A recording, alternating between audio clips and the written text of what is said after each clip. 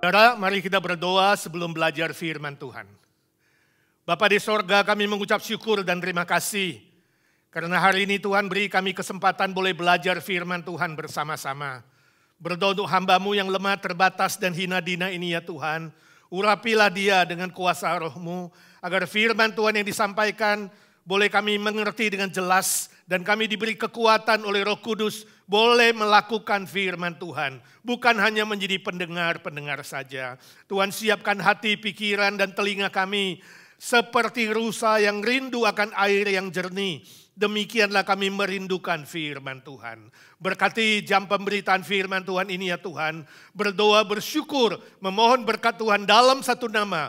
Tuhan Yesus Kristus, Juru Selamat dan Penebus kami yang hidup selama-lamanya. Amin. Saudara, hari ini kita akan memikirkan sebuah judul khotbah yaitu ketika badai menerpa, Tuhan lakukan apa? Tema ini adalah sebuah pertanyaan yang sangat besar. Mungkin saudara juga sedang bertanya, ketika badai menerpaku, ketika badai menimpaku, Tuhan lakukan apa? Ada orang yang diterpa badai, diterpa oleh gelombang hidup dan bahaya hidup, mungkin sangat-sangat gawat dan bahaya, ibarat kapal yang bocor dan menunggu waktunya tenggelam. Atau ibarat yang disebut telur di ujung tanduk, tinggal tunggu jatuh dan pecah. Misalnya mungkin uang saudara kehabisan, hanya tinggal makan sehari saja. Atau keluarga saudara hampir hancur, berantakan. Atau saudara kena sakit penyakit yang mematikan, mengancam nyawa. Atau bisnis saudara yang gagal. Dan berbagai macam bahaya-bahaya lainnya di dalam kehidupan ini. Dan mungkin saudara berteriak, Tuhan engkau di mana? Tuhan engkau lakukan apa ketika badai dan bahaya itu menimpa aku? Saudara, kita tahu pada umumnya manusia itu melakukan apa kalau ada badai dan bahaya? Kalau ada kegagalan dan kehancuran. Misalnya ada orang yang hanya gigit jari saja. Atau ada orang yang tunduk saja melihat ke lantai. Tidak ada semangat hidup. Atau ada orang yang mengurung diri. Atau minum-minum alkohol untuk mencoba melupakan semua itu. Atau minum obat bius. Atau ada juga yang berpikir untuk bunuh diri. Saya tidak tahu apa yang terjadi dengan saudara. Tapi pertanyaan kita ialah apa yang Tuhan lakukan? Ketika badai menerpa, ketika ada bahaya. Apa yang Tuhan lakukan? Allah yang kita kenal di dalam pribadi Tuhan Yesus. Apa yang Tuhan lakukan? Oh, kalau Tuhan tertidur, mampuslah kita. Kalau Tuhan ketawa-ketawa saja, celakalah kita. Kalau Tuhan cuek dan lipat tangan saja, gawatlah kita. Kalau Tuhan geleng-geleng kepala, hancurlah kita.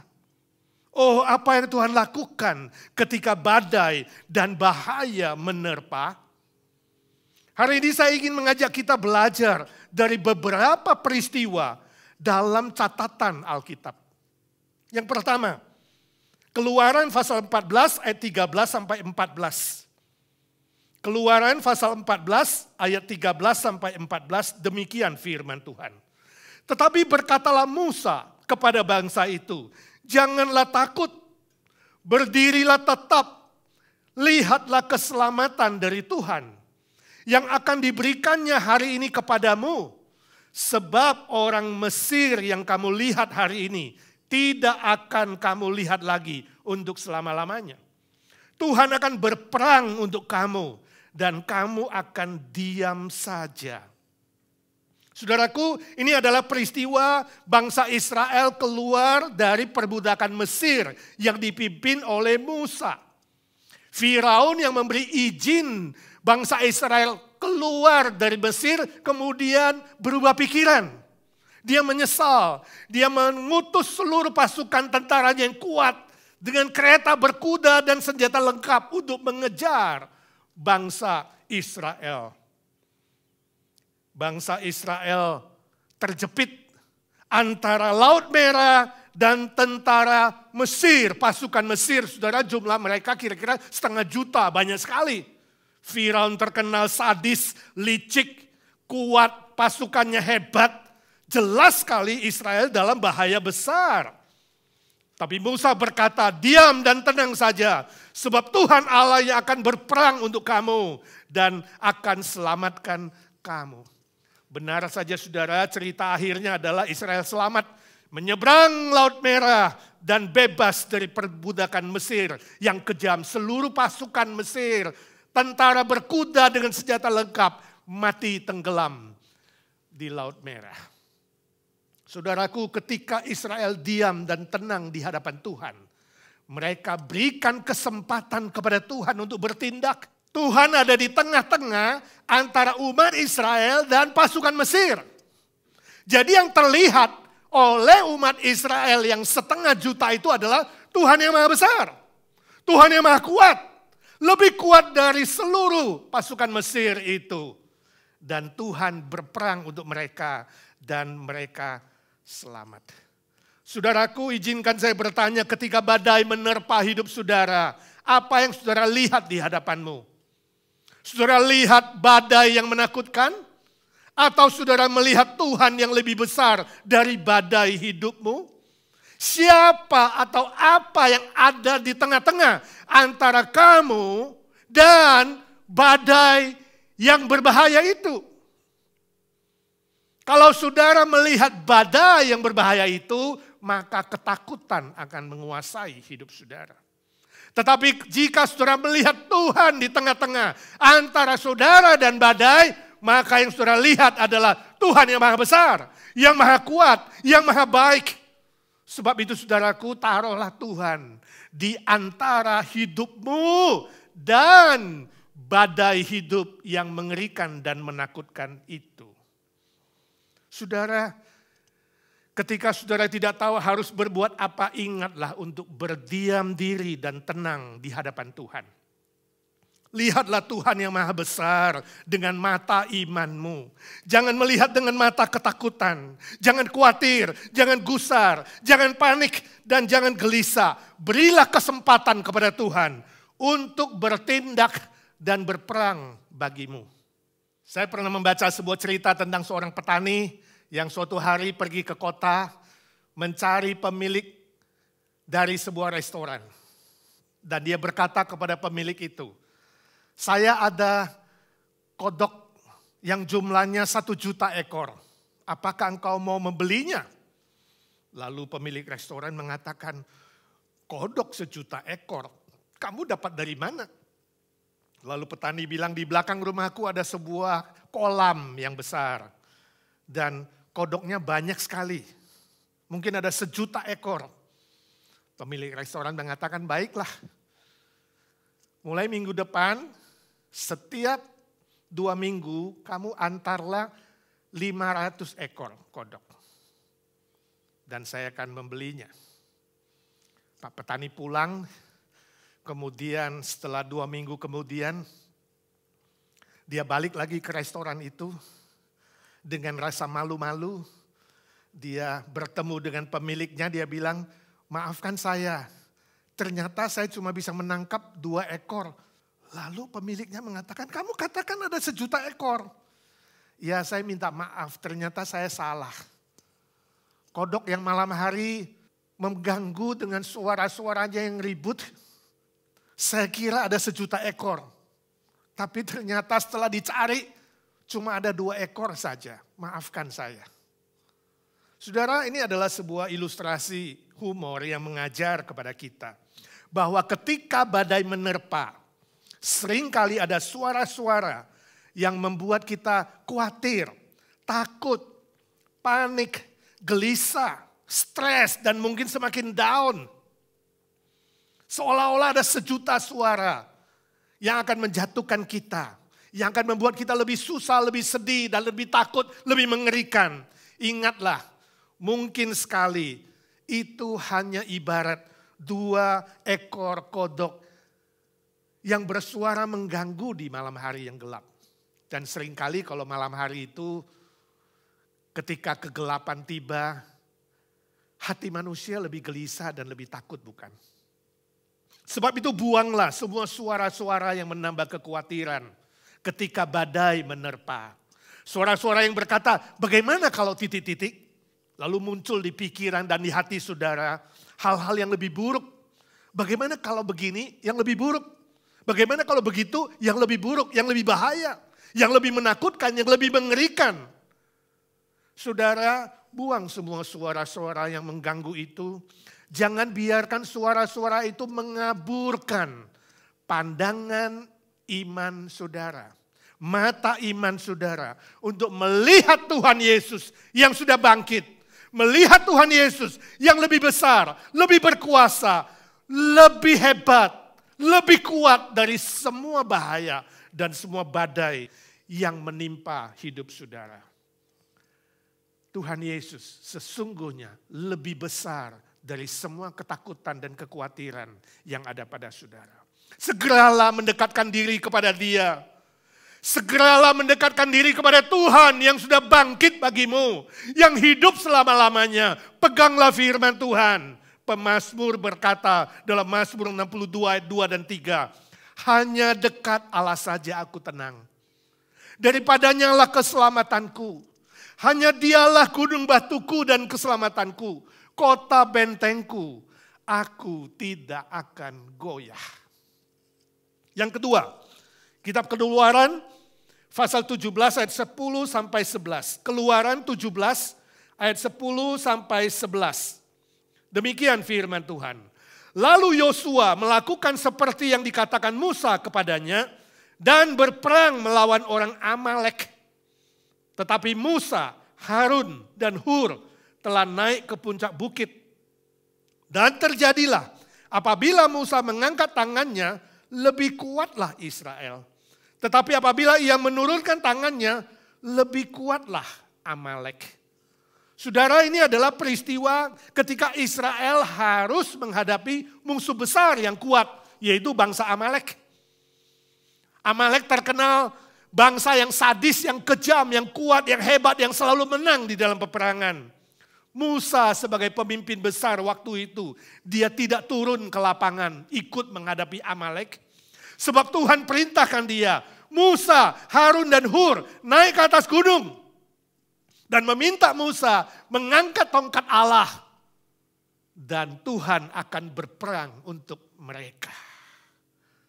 Maka Tuhan turun tangan ketika Musa angkat tangan.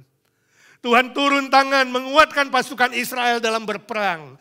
Tapi ketika tangan Musa menjadi lelah, ketika Musa kelelahan dan menurunkan tangannya, maka Israel menjadi lemah dan dipukul oleh bangsa Amalek. Segera Harun dan Hur mengangkat tangan Musa, menopangnya.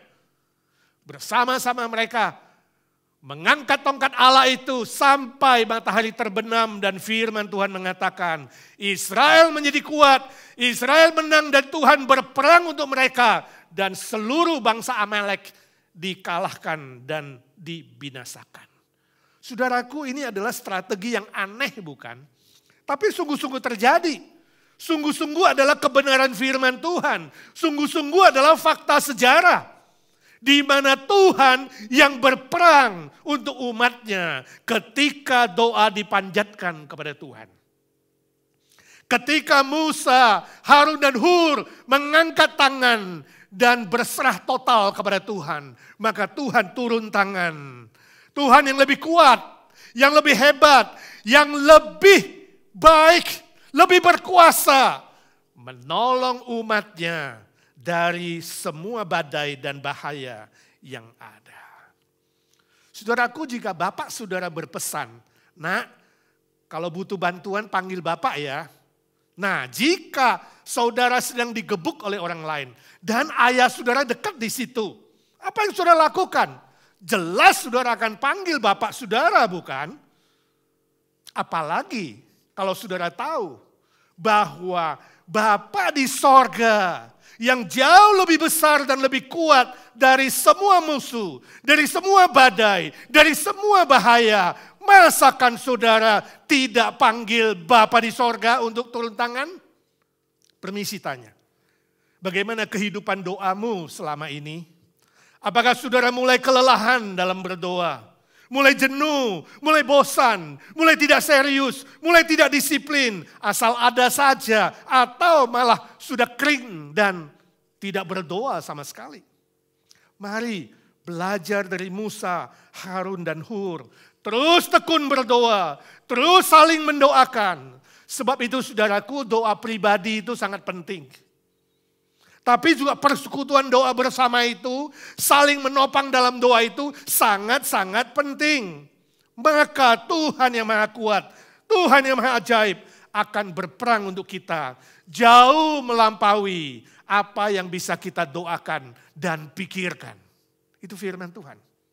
Saudara, saya pernah membaca cerita tentang 3 orang pengkhotbah yang berdiskusi soal doa yang bagaimana doa yang baik dan efektif. Sementara itu ada seorang tukang telepon yang sedang memperbaiki kabel-kabel di dekat mereka.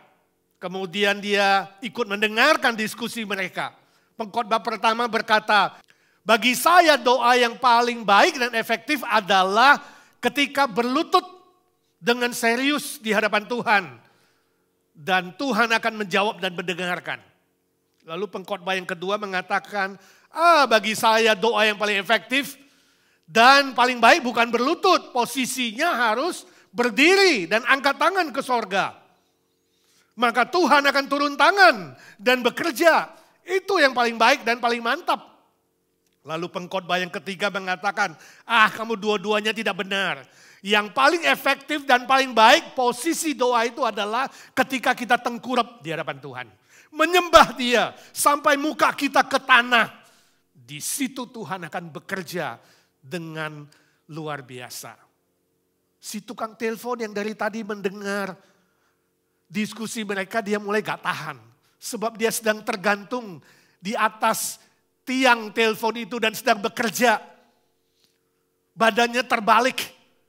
Kemudian tukang telepon itu berkata, hei kawan-kawan, dengar ya, bagi saya doa yang paling efektif, paling benar, dan paling baik adalah ketika kamu tergantung di atas seperti saya. Dan nyawamu terancam oleh bahaya. Di situ kamu doanya paling efektif dan paling baik. Saudaraku, ini adalah sebuah cerita humor saja. Tapi humor ini ada betulnya. Memang pada umumnya kalau manusia dalam bahaya, dalam ketakutan, dalam badai yang menerpa, manusia baru bisa berdoa dengan sungguh-sungguh, dengan serius. Biasanya kita lebih serius berdoa, lebih sungguh-sungguh minta sama Tuhan. Bahkan berdoa sampai mengalirkan air mata, waktu susah, waktu bahaya, waktu gawat bukan? Tapi saudaraku, tentunya doa yang efektif bukan tergantung situasi. Bukan tergantung kondisinya bagaimana atau posisinya bagaimana. Bukan tergantung waktunya atau besar kecil masalahnya. Tapi doa yang efektif dan yang benar adalah soal relasi kita dengan Bapa di sorga. Di dalam Tuhan Yesus Kristus. Soal hati kita. Soal hubungan batin. Kita berkomunikasi dengan Tuhan dari hati ke hati. Bicara dengan Tuhan tanpa curiga. Tanpa ragu, tanpa khawatir. Ada sebuah penyerahan yang total. Itulah yang tadi kita pelajari dari Musa. Ketika dia angkat tangan. Ini memberikan sebuah simbol penyerahan yang total. Memberikan sebuah simbol membuka ruang dan kesempatan bagi Tuhan untuk bekerja. Untuk berperang, untuk bertindak bagi mereka. Saudaraku, itu yang Tuhan lakukan ketika umatnya menghadapi badai, menghadapi bahaya. Tuhan turun tangan dan berperang untuk umatnya. Yang ketiga, dari 2 Tawarik 20 ayat 22 sampai 23. 2 Tawarik pasal 20 ayat 22 sampai 23. Demikian firman Tuhan. Ketika mereka mulai bersorak-sorai dan menyanyikan nyanyian pujian, dibuat Tuhanlah penghadangan terhadap Bani Amon dan Moab. Dan orang-orang dari pegunungan Seir yang hendak menyerang Yehuda sehingga mereka terpukul kalah. 23. Lalu Bani Amon dan Moab berdiri menentang penduduk pegunungan Seir, hendak menumpas dan memunahkan mereka. Segera sesudah mereka membinasakan penduduk Seir, mereka saling bunuh-membunuh. Nah saudaraku, konteksnya ini adalah peristiwa yang terjadi ketika Raja Yosafat dari Yehuda berhadapan dengan musuh yang kuat, yang kejam, yang sadis, yaitu bangsa Moab dan bangsa Amon, ditambah dengan penduduk pegunungan Seir. Lalu Raja Yosafat berdoa minta pertolongan kepada Tuhan dan berkata, "Ya Tuhan, mata kami tertuju kepadamu." Saudara bisa lihat di ayat 12b. Kemudian melalui Yehaziel, Imam Lewi, Allah berkata kepada dia bahwa Tuhanlah yang akan berperang untuk mereka. Umat Israel diminta untuk bernyanyi, memuji Allah dengan sorak-sorai. Akhirnya saudara, semua musuh mereka saling bunuh-membunuh setelah penduduk Seir dikalahkan dan Yehuda menang. Selama 3 hari Yehuda mengumpulkan jarahan dan pada hari keempat mereka masih meneruskan memuji Tuhan di lembah pujian, lalu kembali ke Yerusalem. Saudaraku, ini juga adalah sebuah strategi yang aneh, bukan?